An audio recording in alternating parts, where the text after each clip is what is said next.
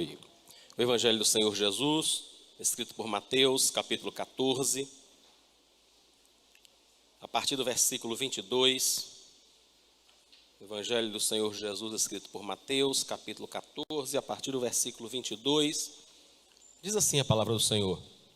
Logo a seguir, Jesus fez com que os discípulos entrassem no barco e fossem adiante dele para o outro lado, enquanto ele despedia as multidões.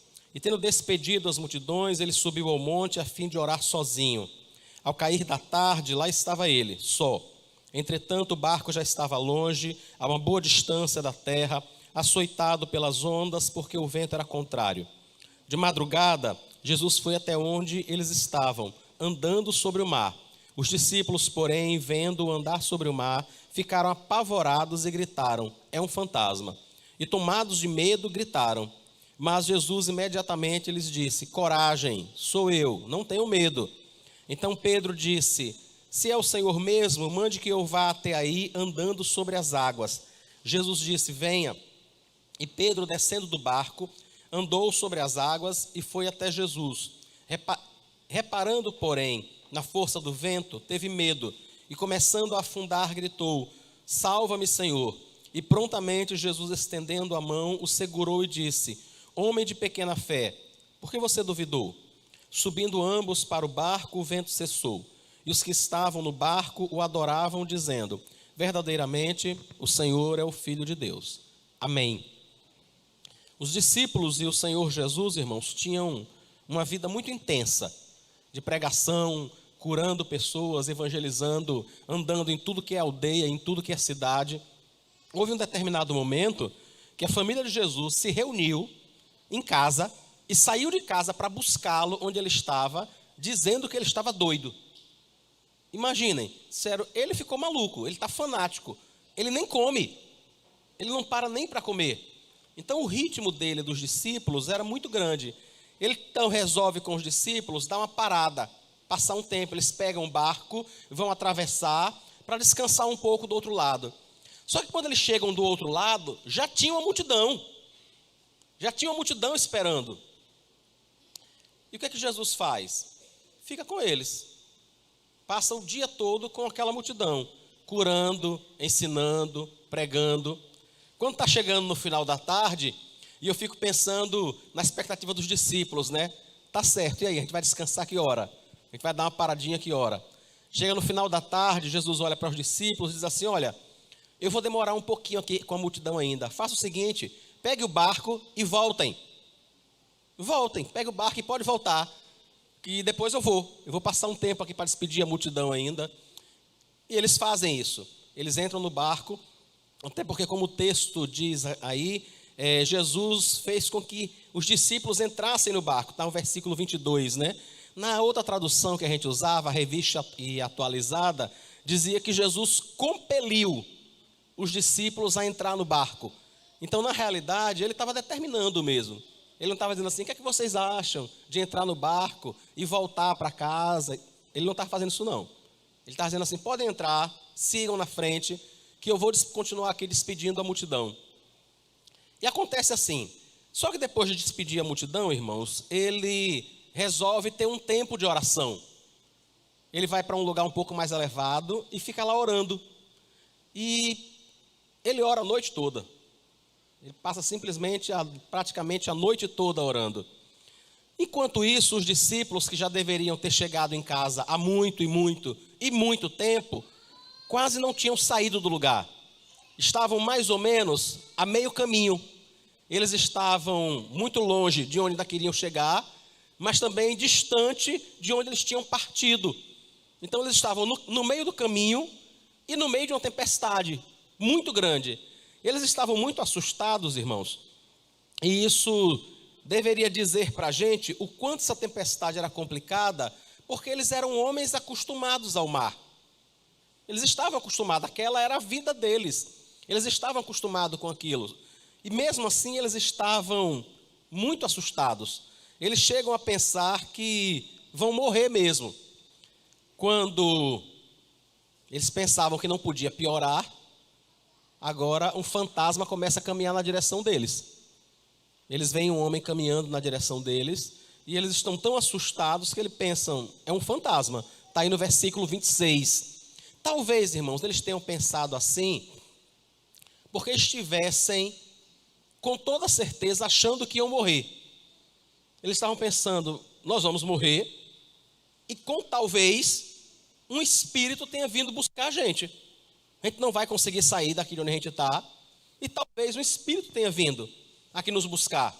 Quantos de nós já não ouvimos histórias, de pessoas dizendo que a gente vai morrer e um anjo vai conduzir a gente até o céu? A gente já ouviu diversas histórias assim, certamente eles também. Então eles dizem, rapaz, agora é que a gente vai morrer mesmo. A gente está passando por um momento desse e estamos vendo o espírito que vem nos buscar. Aí é que eles gritam mais ainda, eles ficam realmente apavorados. Até que Jesus diz a eles, não tenham medo, tenham coragem, Versículo 27. Coragem, sou eu, não tenham medo. Pedro ainda diz assim, Senhor, é o Senhor mesmo, então deixa eu ir caminhar com o Senhor, junto às águas, Irmãos, a gente estava falando de uma tempestade.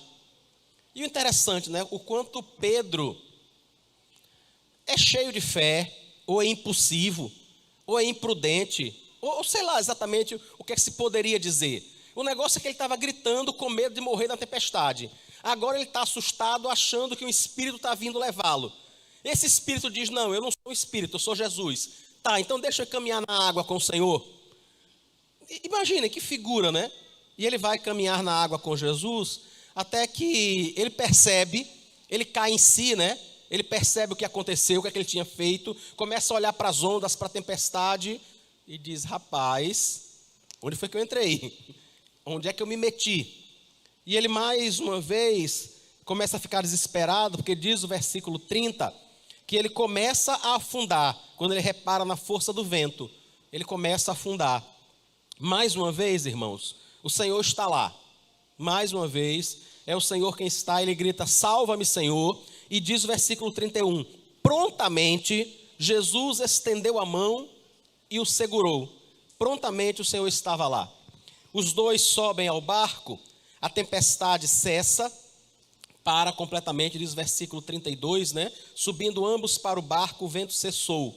Os que estavam no barco o adoraram, dizendo aquilo que nós acabamos de cantar, Eles adoraram exatamente como a gente fez aqui agora, irmãos. Eles declararam que verdadeiramente o Senhor é o Filho de Deus. Nós acabamos de cantar que as nossas bocas se abrem, as nossas mãos se levantam para dizer que o Senhor é Deus, para dizer que o Senhor Jesus é Deus. E os discípulos estavam fazendo exatamente isso, declarando a sua divindade diante daquilo que viram. Quando a gente olha para esse texto, a gente percebe algumas coisas bem interessantes, Uma delas é que foi Jesus quem compeliu, quem colocou os discípulos para atravessarem o mar naquele momento. E ele, quando está orando, ele inclusive, de onde ele está, ele consegue ver os discípulos. Ele consegue saber o que estava acontecendo com eles. Mas ele continua lá orando. Ele continua onde ele estava. Essa tranquilidade de Jesus, irmãos, é porque ele sabia o que ia acontecer. Ele sabia que os discípulos não iriam morrer. Ele sabia que não era o momento deles morrerem ainda. E o Senhor continua a orar.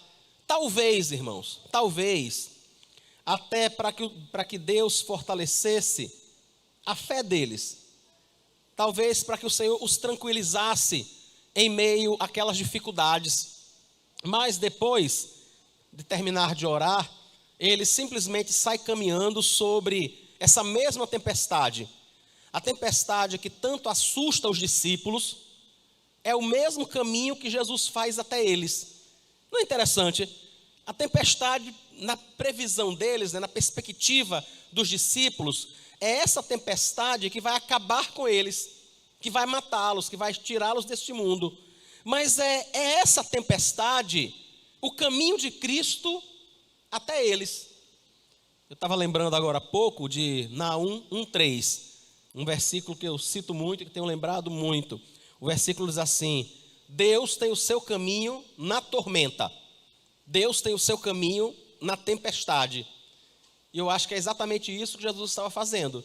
Aquela tempestade estava levando ele até os seus discípulos. Muitas e muitas tempestades e lutas e dificuldades que nós enfrentamos, irmãos. Às vezes a gente tem a impressão de que talvez a gente vai se acabar. Algumas dificuldades que a gente enfrenta, talvez a gente pense, dessa não vai ter como escapar. Agora não vai ter mais jeito, não.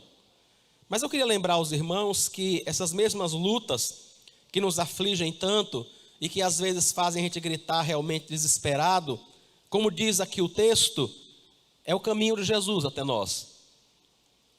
A maioria das vezes o Senhor tem usado essas lutas e esses problemas, irmãos, para chamar nossa atenção, para que nós possamos olhar para Ele, para que nós possamos perceber que, uma vez retirados todos os recursos humanos, uma vez retirada toda a nossa esperança de conseguir auxílio, de conseguir salvação através dos nossos recursos, que a gente volte os olhos para Ele. Algumas vezes o Senhor tem feito isso na minha vida e imagino que na sua vida também. Mesmo quando Ele está próximo de nós, que a gente pensa que tudo já se acalmou, né? Como aconteceu com Pedro, algumas vezes nós nos vemos ainda afundando mais uma vez. E quando eu lia isso aqui, Pedro afundando, né? E clamando a Deus, eu estava lembrando de Paulo, quando ele está naquela viagem, que ele está indo para Roma, e acontece um naufrágio que eles vão dar na ilha de Malta, né? Quando a tempestade fica muito violenta, o barco começa a ceder, Paulo sobe lá em alguma coisa e diz àquelas pessoas que estão ali: olha, não tenham medo, fiquem tranquilos. O anjo de Deus, de quem eu sou e a quem eu sirvo, esteve comigo essa noite e todo mundo vai se salvar. Então fiquem tranquilos. Beleza, não tem problema, fique tranquilo. O problema é que depois dessa mensagem de Paulo, o barco se espatifa. O único problema é esse. Entendem? Ele diz assim: olha, Deus falou comigo. E era de verdade, irmãos. Não eram essas profetadas, essas visões, essas invenções que o povo tem, não. Deus tinha falado com Paulo de verdade. E diz: olha, não vai acontecer, fique tranquilo. As pessoas vão se salvar. Paulo transmite a mensagem. Agora imagine Paulo vendo o navio se partir, depois de o anjo de Deus, de quem ele é e a quem ele serve, ter dito a ele que ninguém ia se perder. E fique pensando quantas pessoas procuraram ele dizendo: e aí? O que foi que houve mesmo? Eu e você já conhecemos o fim da história e sabemos que ninguém se perdeu, irmãos. Ninguém se perdeu. Aconteceu exatamente como Deus tinha falado para Paulo. Gente que não sabia nadar se agarra num pedaço de madeira, quem sabe nadar se agarra em outra coisa. O certo é que Deus cumpriu aquilo que tinha dito a Paulo e todo mundo chega a Malta. Todo mundo chega lá em paz, todo mundo chega lá salvo. Molhado, mas salvo. Estava todo mundo salvo, todo mundo chegou lá. É o que acontece aqui também. É o que está acontecendo com Pedro e com os discípulos. Eles estão muito assustados, muito apavorados, muito molhados, com certeza. Mas, ao final daquilo tudo, irmãos, ao final do desespero da morte, ao final daquela impressão de que um fantasma estava vindo para levá-los, ao final do susto que Pedro leva, achando que vai morrer afogado, a conclusão final deles é se ajoelharem. O versículo 33 diz assim: e os que estavam no barco o adoraram. A ideia de adoração é de realmente se prostrar, é de se render, é de se ajoelhar, talvez de colocar o rosto no chão, próximo aos pés das pessoas, da pessoa que está sendo adorada. Ao final disso tudo, o que eles fazem é isso: eles se curvam e reconhecem que ele realmente, verdadeiramente, é o Filho de Deus. Eu não sei em que momento dessa viagem aqui, talvez você esteja, não sei. Não sei se você acabou de sair com o barco e está tudo tranquilo ainda. Não sei se você já está cansado de remar a noite toda contra uma tempestade e não sair do lugar. Não sei se talvez você já esteja desesperado, achando que realmente não vai ter mais jeito e que agora só falta um fantasma lhe levar. Não sei. Eu sei de uma coisa: o Senhor continua caminhando em nossa direção. A Bíblia diz que Ele está à direita do Pai, intercedendo por nós, irmãos. O Senhor Jesus não está conosco fisicamente, não está mais em um monte, mas Ele está à direita do Pai, intercedendo por mim e por você nessa hora. Essa intercessão do Senhor Jesus foi registrada em João 17. Em um capítulo todo, Ele intercede por cada uma das pessoas que está aqui nesta manhã. Ele pede a Deus e Ele diz assim: eu peço ao Senhor, não somente por aqueles que o Senhor já me deu, mas por todos aqueles que ainda vão se juntar, que ainda serão alcançados pela palavra. Na sua oração sacerdotal, em João 17, e é chamada de sacerdotal porque é uma oração intercessória, né? Naquela oração, Ele estava intercedendo por mim e por você. Então, não sei exatamente em que posição dessa viagem você se encontra. Não sei se talvez você tenha tomado um pouco de fôlego e agora já está vendo a água ceder sob os seus pés e você começando a afundar. E pensando mais uma vez: não morri daquela, mas agora eu vou morrer. Agora não tem jeito. Não sei, irmãos, não sei mesmo. Eu só sei de uma coisa: o Filho de Deus está conosco. O Filho de Deus está intercedendo por nós. Aquele que tem poder para fazer acalmar os ventos, Ele permanece conosco sempre. Eu não estou querendo dizer com isso que a gente não vai morrer, porque a gente vai. Todo mundo vai, irmãos. De todo mundo que veio para cá, para esse mundo, todo mundo morreu. Então, estatisticamente, é 100% de certeza que você vai também. Mas o que eu estou querendo dizer é que até chegar este momento, o Senhor vai continuar intercedendo por nós aqui. O Senhor vai continuar nos amparando aqui. E nesse momento que às vezes nos apavora tanto, né? E apavora mesmo. A Bíblia diz que a morte é o último inimigo a ser vencido. E por mais que a gente queira ir para o céu, ninguém quer morrer. A gente quer ir para o céu, a gente não quer morrer. A gente não sabe exatamente como é que vai ser isso, se vai doer, não vai. Esse momento realmente é muito difícil, é muito complicado. Mas na hora que isso acontecer, é o próprio Cristo quem vai estar nos recebendo, irmãos. Ele esteve conosco aqui, caminhou com a gente aqui, intercedeu por nós aqui, quando toda a esperança já tinha acabado. Ele intercedeu por nós aqui, quando a tempestade já estava tão forte, e a gente já tinha lutado tanto a noite toda, que já não tinha nenhum tipo de força para lutar, que a gente já tinha desistido. A gente já simplesmente desistiu. E Ele continuou intercedendo por nós. Então Ele está ainda assim, ainda intercedendo, ainda amparando. Ele continua ainda sendo o Filho de Deus. E esse final do versículo 33, a adoração dos discípulos, vai acontecer inevitavelmente na sua vida e na minha. Ela vai acontecer ao final das provas que nós enfrentamos. Ao final de cada luta e de cada prova, nós vamos parar diante dele e adorá-lo. E dizer: o Senhor verdadeiramente é o Filho de Deus. Mas no dia, irmãos, que essa prova for definitiva, no dia que essa prova for a última, for a final, e nos levar para o céu, essa adoração vai continuar a acontecer. Mas agora, não mais distante, mas nós estaremos realmente diante dele. Então, para quem conhece a Cristo, a salvação e o reconhecimento de Cristo como Filho de Deus, da adoração ao seu nome, é simplesmente inevitável.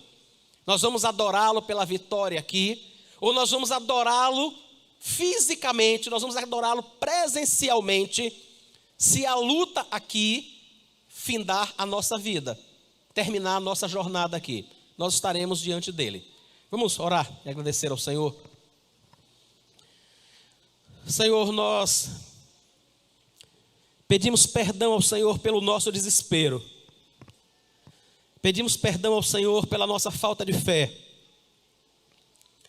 Pedimos perdão ao Senhor porque muitas vezes não conseguimos olhar para trás, para as vezes que o Senhor veio em nosso socorro. Muitas vezes não conseguimos olhar para aquilo que pode nos dar esperança, mas temos olhado para aquilo que causa desespero. Tenha misericórdia de nós, Pai.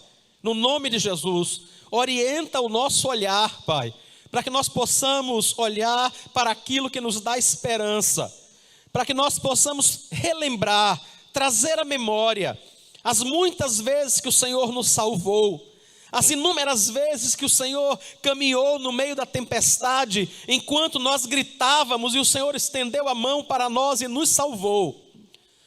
Ajuda-nos a olhar para esses momentos, Pai, no nome de Jesus.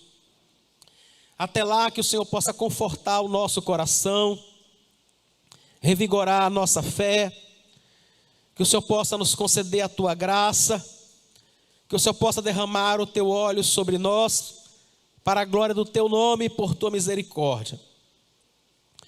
De qualquer forma, o que nós pedimos ao Senhor é que nos ajude a ser crentes, Pai. É que nos ajude a reconhecermos a Tua poderosa mão atuando em nossa vida. Quer a gente permaneça neste mundo ou saia dele.